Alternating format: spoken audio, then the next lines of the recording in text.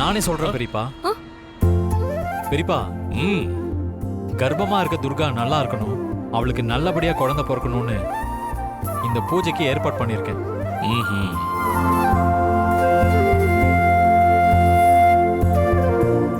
ஓஹோ, அதுக்கு தான் இந்த பூஜையா?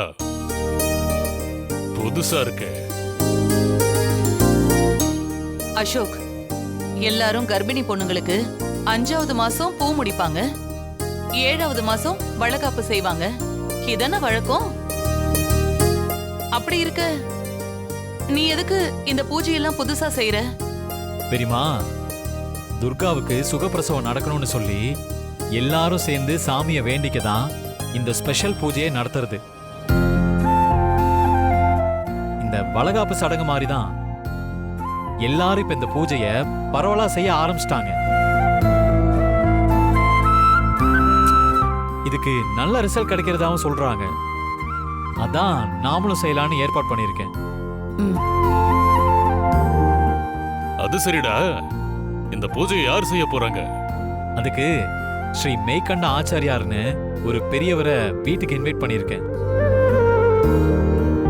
அவரோட தலைமையில தான் 5 சுமங்கலிகள் வந்து இந்த பூஜையை செய்ய போறாங்க.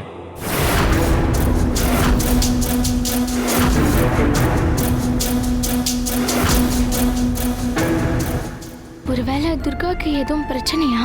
சித்தப்பா அதை சரி செய்ய தான் இந்த பூஜைக்கு ஏற்பாடு பண்ணிருக்காரா?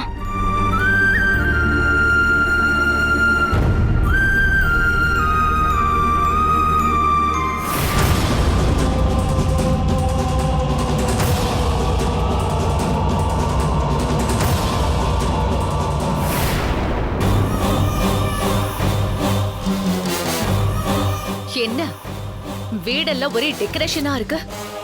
என்ன நடக்குதுங்க? என்ன கேட்காம எதுக்கு இப்படி எல்லாம் பண்றீங்க? மாயா, இது எங்க வேலை இல்ல. எங்களுக்கே தெரியாம அசோக் தான் இதெல்லாம் செய்யறான். எதுக்காக? அது வந்து மாயா, துர்காவுக்கு நல்லபடியா குழந்தை பிறக்கணும்னு ஏதோ ஒரு பூஜை செய்ய போறானா.